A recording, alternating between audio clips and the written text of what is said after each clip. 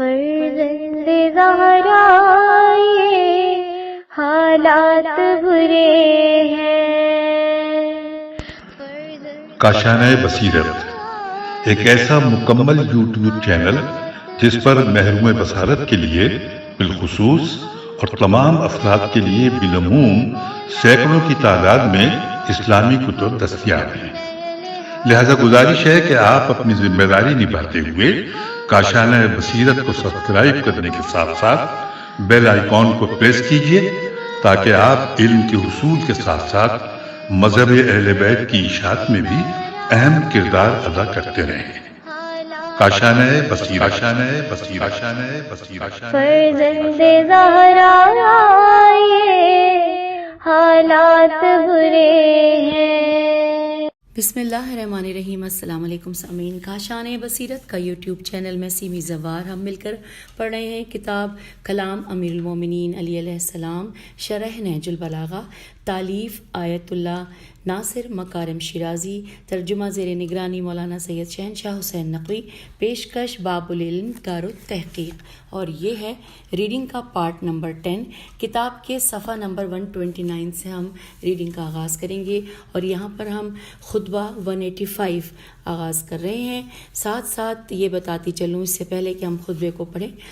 اس خطبے کے اس کو کل 6 حصوں میں یہاں پہ ڈیوائیڈ کیا گیا ہے اور صفحات کے حوالے سے یہ ہے کہ پیج 129 سے پیج 170 تک لگ بھگ 40 صفحات بنتے ہیں. تو اب ہم دیکھتے ہیں کہ ہماری ریڈنگ اس خطبے کو کتنی نشستوں میں مکمل کرے گی. آئیے باقاعدہ آغاز خطبہ 185. سند خطبہ پڑھ لیتے ہیں. اس خطبے کو سید رضی کے بعد کے بزرگان اور مشاہیر نے اپنی کتابوں میں ذکر کیا ہے. من جملہ مرحوم تبریسی نے اپنی کتاب احتجاج میں، زمخشری نے کتاب ربیع الابرار میں اور بعض دیگر نے اپنی کتب میں سے نقل کیا ہے. ان کے نقل اور سید رضی کے نقل میں پائے جانے والے واضح فرق سے معلوم ہوتا ہے کہ ان بزرگوں نے کسی اور منبع سے اس کو نقل کیا ہے. اور یہاں پر یہ سند خطبے کی مکمل ہوئی اور اب ہم پڑھنے جا رہے ہیں. مزید صفحے پہ کیا تفصیلات ہیں. لکھا ہے کہ امام علیہ السلام کا کلام جس میں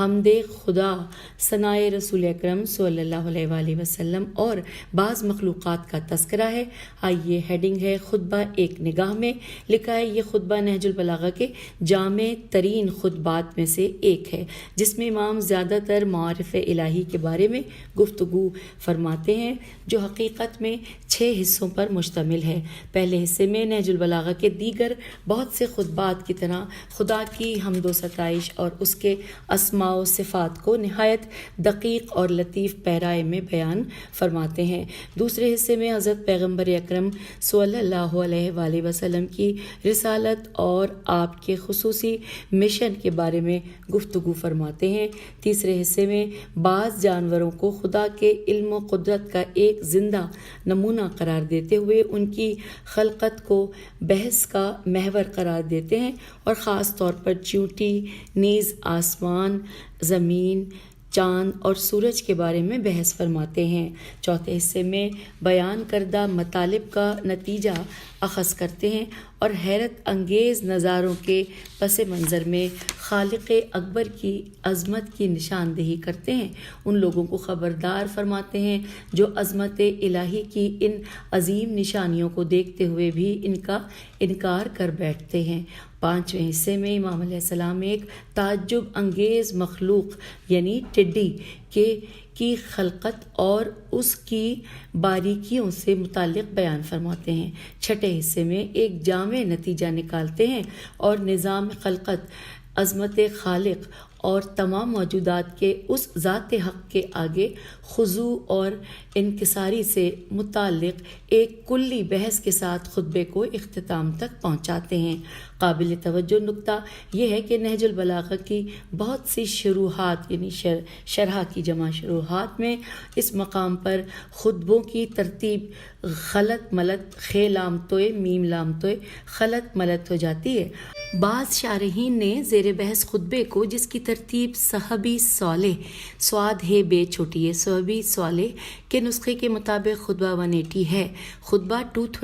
231 کے ذیل میں بیان کیا ہے، جیسے ابن ابی الحدید اور فیض الاسلام کے جنہوں نے اس خطبے کی جگہ خطبہ حمام کو خطبہ ہے میم الف میم حمام کو خطبہ 185 کے ذیل میں ذکر کیا ہے، اور بعض دیگر نے خطبہ 227 کے ضمن میں اسے بیان کیا ہے۔ سامعین بریکٹ میں لکھا ہے کہ جیسے کہ بنیاد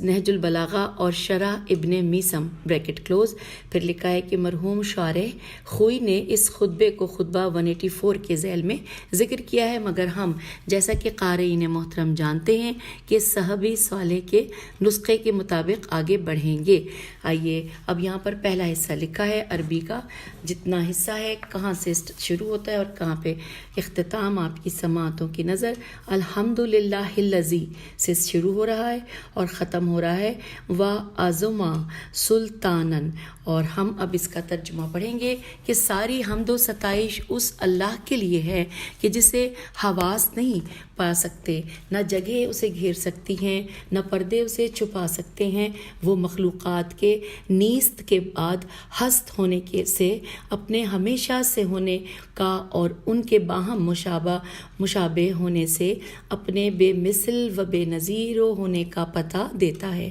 وہ اپنے وعدے میں سچا اور بندوں پر ظلم کرنے سے بالا تر ہے۔ وہ مخلوق کے بارے میں عدل سے چلتا ہے اور اپنے حکم میں انصاف برتتا ہے۔ وہ چیزوں کے وجود پذیر ہونے سے اپنی قدامت پر، ان کے عجز و ناتوانی کے نشانوں سے، اپنی قدرت پر اور ان کے فنا ہو جانے کی اضطراری کیفیتوں سے اپنی ہمیشگی کی عقل سے گواہی حاصل کرتا ہے۔ وہ گنتی اور شمار میں آئے بغیر ایک یگانہ ہے اور کسی متعینہ مدت کے بغیر ہمیشہ رہے گا، اور ستونوں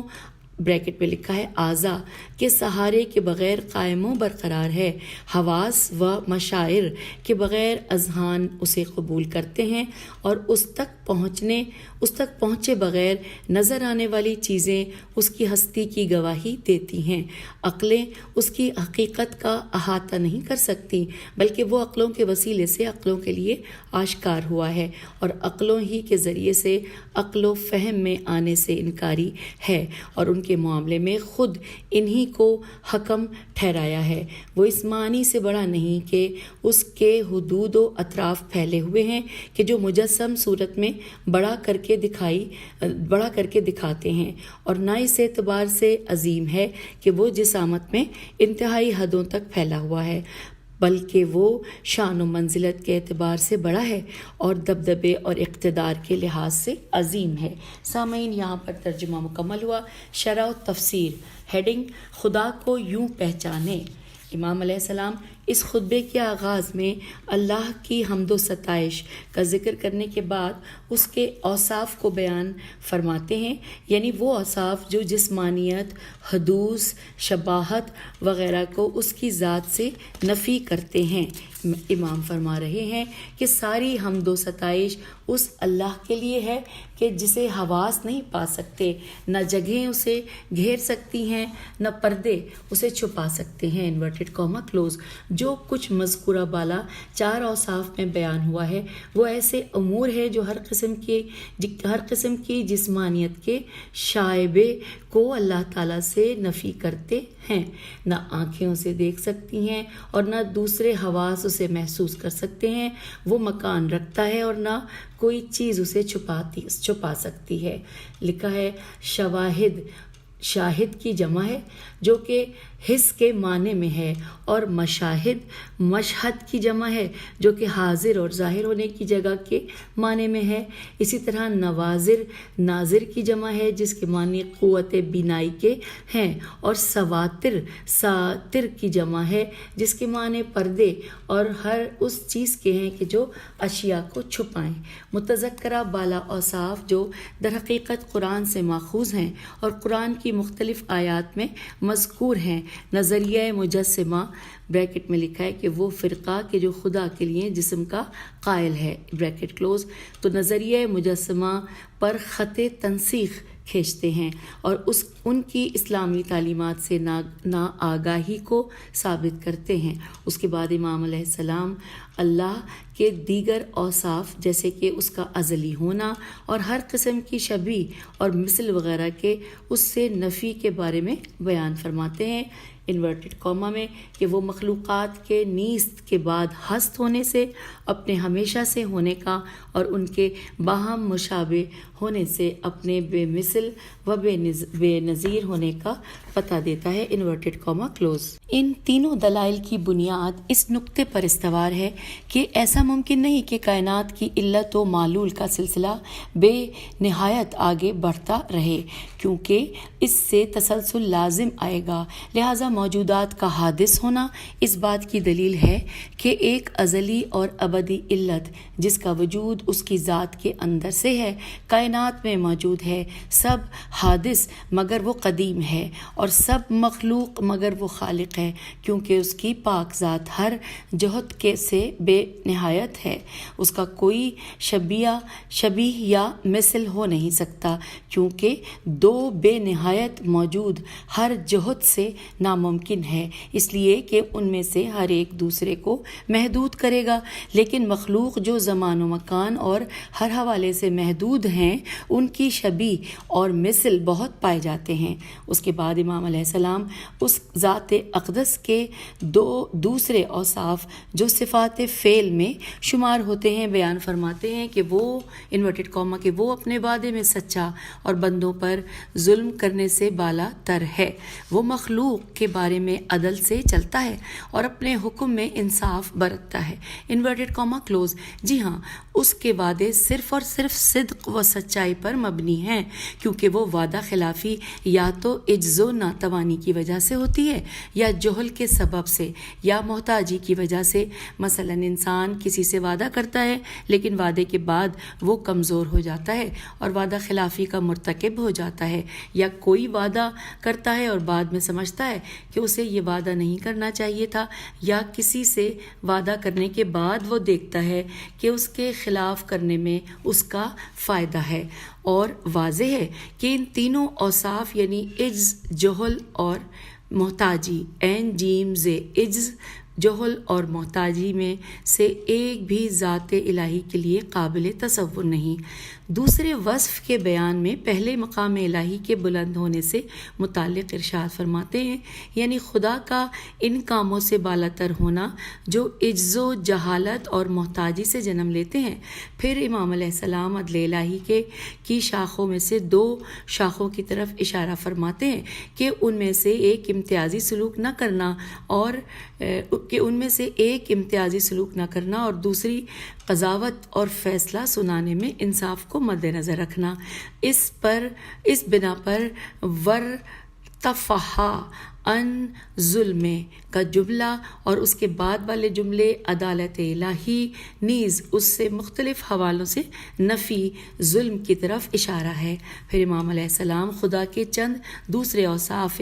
جمال و جلال یوں بیان فرماتے ہیں، انورٹڈ کاما، کہ وہ چیزوں کے وجود پذیر ہونے سے اپنی قدامت پر، ان کے عجز و کمزوری کے نشانوں سے اپنی قدرت پر اور ان کے فنا ہو جانے کی اضطراری کیفیتوں سے اپنی ہمیشگی کی گواہی حاصل کرتا ہے، انورٹڈ کاما کلوز ہو گیا۔ امام علیہ السلام پہلے جملے میں فرماتے ہیں کہ اللہ تعالیٰ نے اشیاء کے حادث ہونے کو اپنی ازلیت پر دلیل قرار دیا ہے، کیونکہ ہم اس دنیا میں حادث موجودات کے ایک مجموعے کو دیکھتے ہیں جو علت و معلول کی صورت میں زنجیر وار گزشتہ علتوں کی طرف پلٹتے ہیں۔ تو کیا یہ ممکن ہے کہ علل و معلولات کا یہ سلسلہ یوں ہی بے نہایت آگے بڑھتا رہے؟ یعنی کیا ایسا ہو سکتا ہے کہ ہم علت و معلول کے تسلسل کے بے نہایت ہونے کو قبول کریں؟ اس سوال کا جواب یقیناً منفی ہے، کیونکہ اس کا مفہوم یہ ہے کہ بے نہایت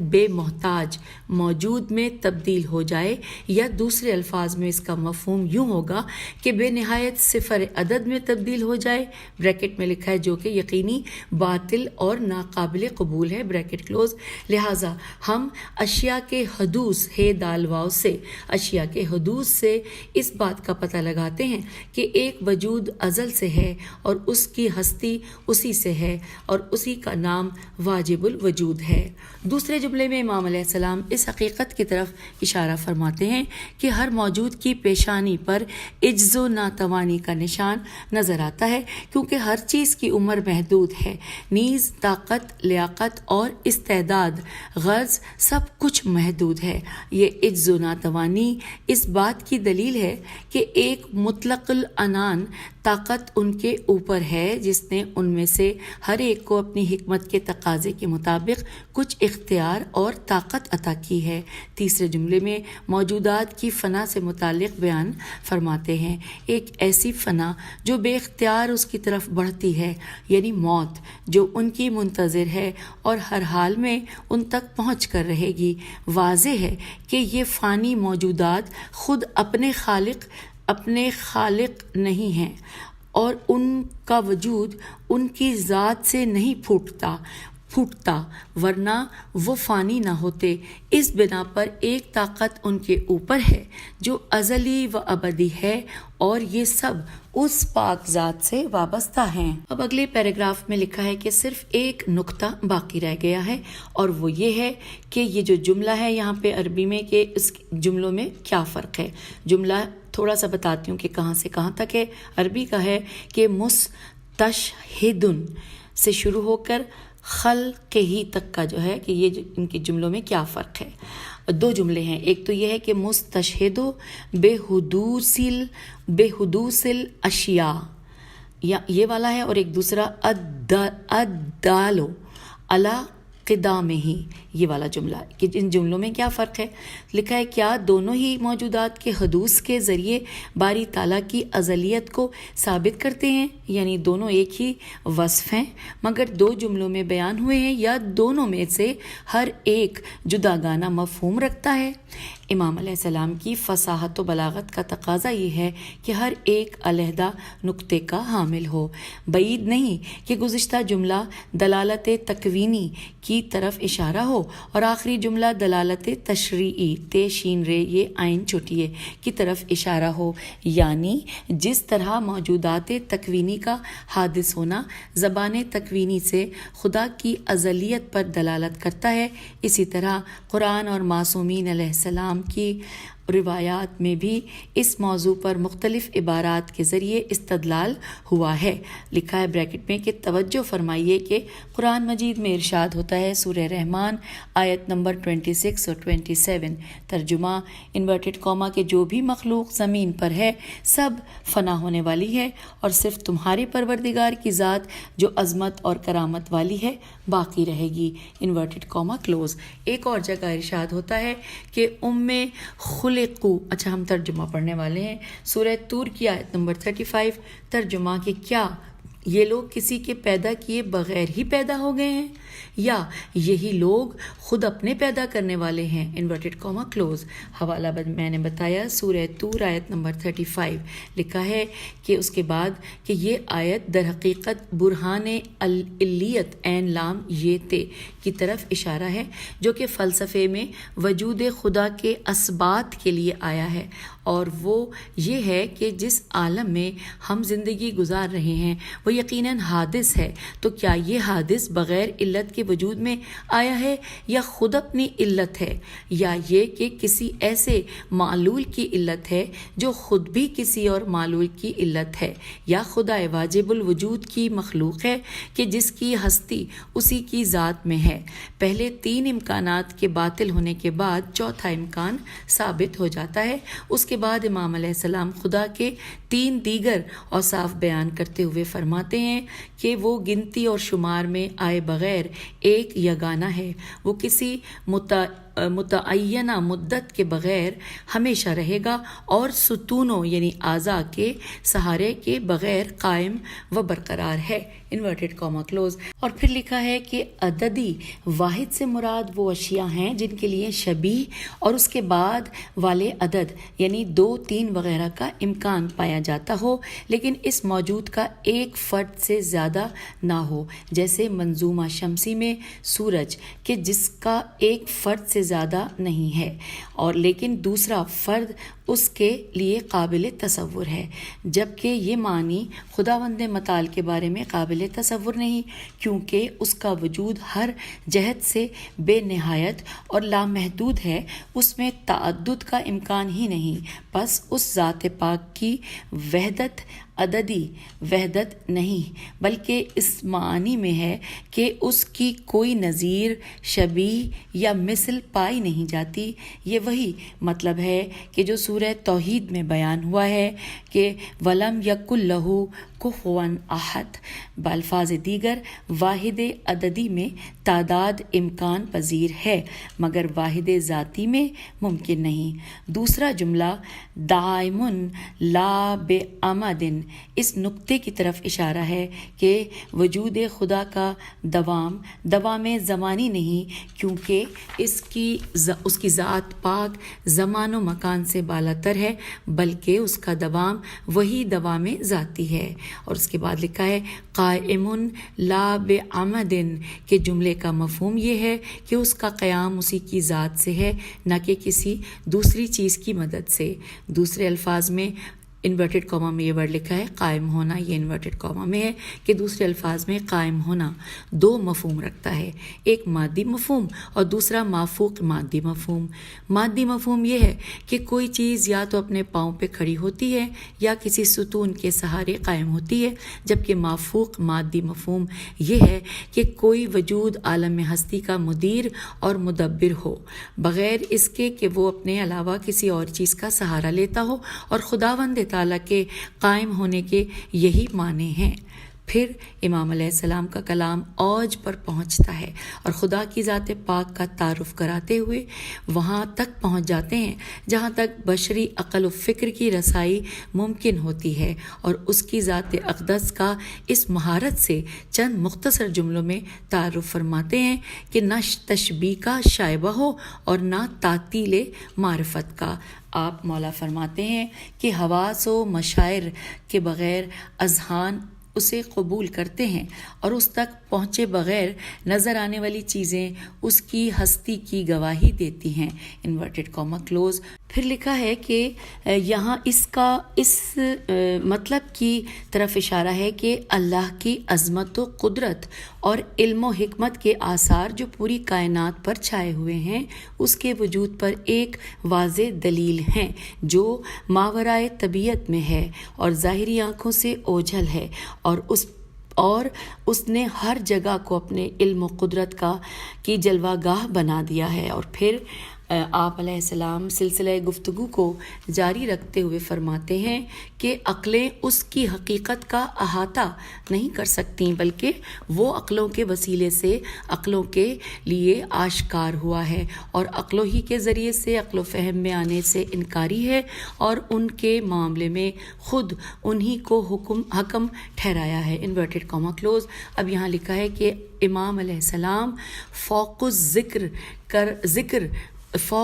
ہجے کر دیتی ہوں، فے و قاف الف لام زال پہ تشدید ہے اور کاف رے، فوق الذکر مطالب سے عقیدہ تعطیل کے بطلان بے تو لام الف نون بطلان کو بھی ثابت کرتے ہیں، اور عقیدہ تشبیہ کے بطلان کو بھی، یعنی فرماتے ہیں کہ صفات خدا کے بارے میں ہم تو صفات سلبیہ کے علاوہ کسی چیز کو نہیں سمجھ سکتے۔ جو لوگ خدا کو ممکنات کی سرحد تک لے آتے ہیں اور اس کے لیے ممکن الوجود کی محدود صفات کے قائل ہوتے ہیں، آپ علیہ السلام انہیں خبردار کرتے ہیں کہ دونوں ہی عقیدے باطل ہیں۔ ایک طرف تو آپ علیہ السلام ادراکات اذہان الف دال رے الف काफ अलिफ ते, अदराकात अजहान अलिफ जाल है अलिफ नून, और तजल्ली सिफ़ात के बारे में गुफ्तगू फरमाते हैं, और दूसरी तरफ अफकार के उसकी ज़ात और सिफ़ात का अहाता न कर सकने के बारे में बताते हैं, जिसका नतीजा ये निकलता है कि हम खुदा ताला की ज़ात और उसकी सिफ़ात से मुताल्लिक़ इल्म अजमाली रखते हैं और उनकी तफसील व तशरीह से आजिज़ व नातवा हैं। और फिर इमाम अलैहिस्सलाम इस कलाम की तकमील में फरमाते हैं कि वो इन मानों में बड़ा नहीं कि उसके हुदूद व अतराफ़ फैले हुए हैं कि जो मुजस्सम सूरत में बड़ा करके दिखाते हैं, और ना इस एतबार से अजीम है कि वो जिसामत में इंतहाई हदों तक फैला हुआ है, बल्कि वो शान व मंजिलत के एतबार से बड़ा है और दबदबे और इक़्तिदार के लिहाज से अजीम है। Inverted comma close. ये इशारा है उस नुक्ते की जानिब कि जब हम अल्लाह अकबर यानी अल्लाह हर चीज़ से बड़ा है कहते हैं, तो कभी नादान अफराद के जहन में ये बात आती है कि उसके वजूद की हदूद ने कायनात के चारों अतराफ को पुर कर रखा है, और जब कहते हैं कि खुदा अजीम है तो वो तसव्वुर करते हैं कि शायद वो पहाड़, दरिया और आसमान जैसे दीगर मौजूदात के मुकाबले में ऐसा है। हालांकि खुदा की बुजुर्गी और अज़मत जिसामत नहीं रखती, बल्कि उसकी अज़मत मानवी है, क्योंकि अगर उसका कोई अजीम जिस्म होता तो उसके आज़ा भी होते, और इसी तरह उसकी गवाही इंतहा और ज़मान व मकान भी होता। इस लाइन को दोबारा पढ़ते हैं कि आज़ा भी होते और इसी तरह उसकी कोई इंतहा और ज़मान व मकान भी होता, जबकि वो इन सब से बुलंद व बालातर है। इमाम जाफ़र सादिक़ अलैहिस्सलाम ने क्या ही खूब फरमाया है कि जब एक शख्स ने आप अलैहिस्सलाम की खिदमत में हाजिर होकर कहा कि अल्लाह अकबर, आप अलैहिस्सलाम ने पूछा खुदा किस चीज़ से बुज़ुर्ग है, तो अर्ज़ की कि हर चीज़ से बड़ा है। तो आपने फरमाया कि इस सूरत में तुमने खुदा को ज़मान व मकान में महदूद किया। उसने अर्ज़ की तो क्या कहूँ, तो आप अलैहिस्सलाम ने फरमाया कि कहो कि अल्लाह उससे बढ़कर है कि उसकी तौसीफ़ की जाए। और आइए इसका हवाला नोट कीजिए। हवाला है अल-काफ़ी, जिल्द नंबर 1, सफ़ा नंबर 117 और हिस्सा नंबर 8। आगे चलते हैं। लिखा है, ये इस बात की तरफ इशारा है कि हम जैसे भी उसका वस्फ बयान करें, बहरहाल वो मखलूक़ात के औसाफ में से है, क्योंकि हमारे जहन में वो इससे ज़्यादा नहीं आ सकता। इस बिना पर वो इन तमाम औसाफ से बरतर है। कुरान मजीद में भी इरशाद होता है, सूरह साफ़ात की आयत नंबर 159 और 160,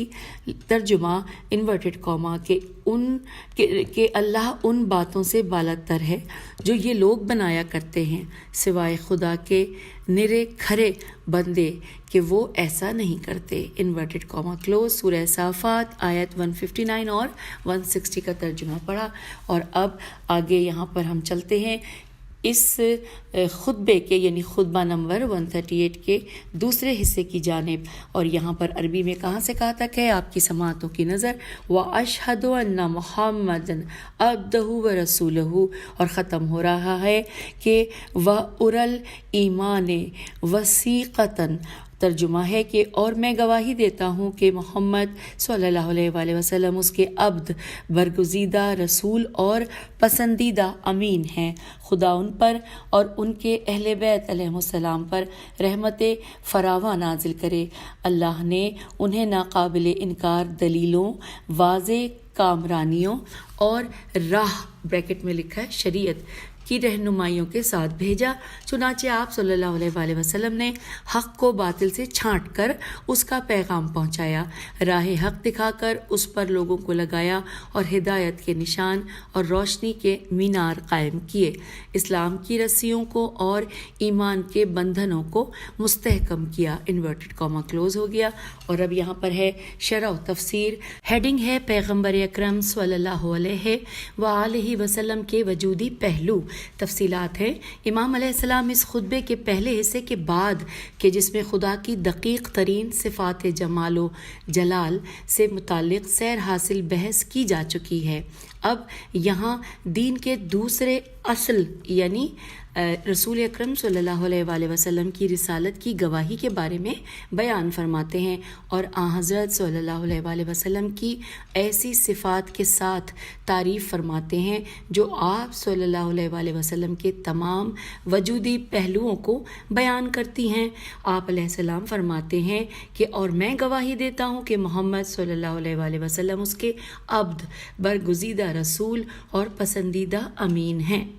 اب آگے چلتے ہیں، نیکسٹ پیراگراف میں لکھا ہے کہ اس میں کوئی شک نہیں کہ جب اللہ تعالیٰ کسی کو منتخب کرتا اور اسے امین جانتا ہے تو ایسا اس منتخب ہونے والے کے کمال خلوص اور اس کے ہر جہت سے پاک و باصفا ہونے کے سبب ہوتا ہے۔ امام علیہ السلام کی یہ تعبیرات پیغمبر اسلام صلی اللہ علیہ وآلہ وسلم کے ہر قسم کے گناہ اور خطا سے معصوم ہونے کی طرف اشارہ ہے۔ اس کے بعد حضرت صلی اللہ علیہ وآلہ وسلم کے مختلف دستورات عمل اور آپ صلی اللہ علیہ وآلہ وسلم کی بعثت کے اہداف سے متعلق فرماتے ہیں انورٹڈ کاما کہ اللہ نے انہیں ناقابل انکار دلیلوں، واضح کامرانیوں اور راہ شریعت کی رہنمائیوں کے ساتھ بھیجا۔ یوں آپ علیہ السلام نے یہاں پہ انورٹڈ کاما کلوز ہو گیا، پھر لکھا ہے کہ یوں آپ علیہ السلام نے اوپر کے 3 جملوں میں بعثت کے اہداف کو جو کہ اتمام حجت، باطل پر حق کی فتح اور راہ سعادت کو روشن کرنا ہے بیان فرمایا۔ اور پھر امام علیہ السلام پیغمبر اکرم صلی اللہ علیہ وآلہ وسلم کے عملی منشور کو بیان کرتے ہوئے فرماتے ہیں کہ چنانچہ آپ نے حق کو باطل سے چھانٹ کر اس کا پیغام پہنچایا، راہ حق دکھا کر اس پر لوگوں کو لگایا، ہدایت کے نشان اور روشنی کے مینار قائم کیے اور اسلام کی رسیوں کو اور ایمان کے بندھنوں کو مستحکم کیا۔ Inverted comma close. آغاز میں پیغام الہی کی تبلیغ سے متعلق کلی اور اجمالی طور پر بیان ہوا تھا، جیسا کہ قرآن مجید میں بھی ارشاد ہوا ہے، بس جس چیز کا آپ کو حکم دیا گیا ہے اس کا واضح اعلان کر دے، مشرکوں سے اعراض کریں، ان کی کچھ پرواہ نہ کریں۔ Inverted comma close. اور یہ ہے سورہ حجر کی آیت ہے، جیمر حجر کی آیت نمبر 94۔ لکھا ہے کہ پھر آپ علیہ السلام اس دستور العمل کی باریکیوں کے بارے میں بیان فرماتے ہیں کہ حضرت پیغمبر اکرم صلی اللہ علیہ وآلہ وسلم نے لوگوں کو گمراہی کے راستوں سے راہ حق کی طرف دعوت دی اور اس راستے کو طے کرنے کے لیے ان کو چند نشانیاں بھی بتلا دیں۔ اس کے علاوہ ہر راستے میں روشن چراغ بھی جلا کر رکھے تاکہ لوگ تاریکیوں میں بھی اپنا سفر جاری رکھیں۔ اس کے بعد آپ صلی اللہ علیہ وآلہ وسلم نے محکم بیانات اور تعمیری تدبیروں کے ذریعے اسلام کی رسی کو مضبوط کیا اور ایمان کے حلقوں کو محکم کیا۔ بہت ہی کم ایسے کلام ہوں گے جو کمال اختصار کے ساتھ رسول اکرم صلی اللہ علیہ وآلہ وسلم کے اہداف و اغراض سے متعلق اتنے سارے مطالب کو بیان کریں۔ پھر مولا کے کلام کا یہ ایک حصہ تھوڑا سا عربی میں ہے۔ جعل امراس الاسلام متینتن، یہ جو جملہ ہے اس میں امام علیہ السلام نے گویا اسلام کو ایک ایسے خیمے سے تشبیہ دی ہے جس کی مضبوط رسیاں چاروں طرف سے زمین میں گڑی ہوئی ہیں تاکہ تیز ہوائیں اسے اکھاڑ نہ سکیں۔ یہ رسیاں جمع و جماعت، جیم میم عین ہے، جمع و جماعت، حج و زکوٰۃ، جہاد اور امر بالمعروف و نہی عن المنکر جیسے امور ہیں جو ہمیشہ دائرہ اسلام کو تحفظ بخشتے ہیں اور اس کا دفاع کرتے ہیں۔ جہاں کہیں یہ اسلامی تعلیمات سکھائی جائیں گی وہاں اسلام محفوظ ہوتا ہے، اور جہاں یہ تعلیمات ضعیف ہوں گی وہاں دشمن مسلمانوں پر غلبہ پائیں گے۔ اور پھر اس کے بعد مولا کے کلام کا ایک حصہ کہ اُری الایمان وثیقتاً کے جملے میں امام علیہ السلام نے اسلام کو ایک ایسی رسی کے ساتھ شبیہ دی ہے کہ جس میں مختلف حلقے بنے ہوئے ہیں اور کسی بھی کھائی سے نجات پانے کے لیے ان حلقوں کو پوری طاقت سے تھام لینا چاہیے۔ ظاہر ہے کہ اگر یہ حلقے کمزور ہوں گے تو نہ صرف انسان نجات نہیں پائے گا بلکہ ایک خطرناک کھائی میں گر جائے گا۔ ان حلقوں سے مراد مختلف آبادی عین بے الف دال چھوٹی اور معاشرتی اجتماعات میں حاصل ہونے والی اسلام کی تعلیمات اور اس کی فروعات فے ر واو عین الف تے فروعات ہیں، جن کی طرف احادیث میں بھی اشارہ ہو چکا ہے، جیسے یہ حدیث کہ ایک دن رسول اکرم صلی اللہ علیہ وآلہ وسلم نے اپنے اصحاب سے سوال کیا کہ اسلام کا کون سا حلقہ زیادہ مضبوط ہے، تو بعض نے کہا کہ خدا اور اس کا رسول صلی اللہ علیہ وآلہ وسلم بہتر جانتے ہیں، جبکہ بعض دیگر نے کہا کہ نماز یا زکوٰۃ وغیرہ وغیرہ۔ تو رسول خدا صلی اللہ علیہ وآلہ وسلم نے فرمایا کہ جو چیزیں تم نے بتائیں وہ یقیناً فضیلت کی حامل ہیں، لیکن یہ اصل جواب نہیں ہے۔ پھر لکھا ہے آگے کہ انورٹڈ کاما میں کہ ایمان کے مضبوط ترین حلقے یہ ہیں: اللہ کی خاطر محبت رکھنا، اللہ کی خاطر دشمنی رکھنا، اللہ کے دوستوں سے دوستی رکھنا اور اللہ کے دشمنوں سے اظہار بیزاری کرنا، انورٹڈ کاما کلوز۔ البتہ توکل و تفویض تے فے واو یہ زواد، تسلیم و رضا اور صبر و یقین جیسے اخلاقی مفاہیم جس کی طرف روایات میں اشارہ ہوا ہے، یہ بھی ایمان کے حلقوں کے طور پر پیش کیے جا سکتے ہیں اور ان میں سے کوئی بھی دوسرے کے ساتھ متصادم نہیں ہیں۔ تو سامعین، ہم خطبہ 185 پڑھتے ہوئے اس کے 2 حصے یہاں پر مکمل کر چکے ہیں۔ اگلی نشست میں تیسرے حصے سے آغاز کریں گے۔ اجازت دیجیے، خدا حافظ، فی امان اللہ۔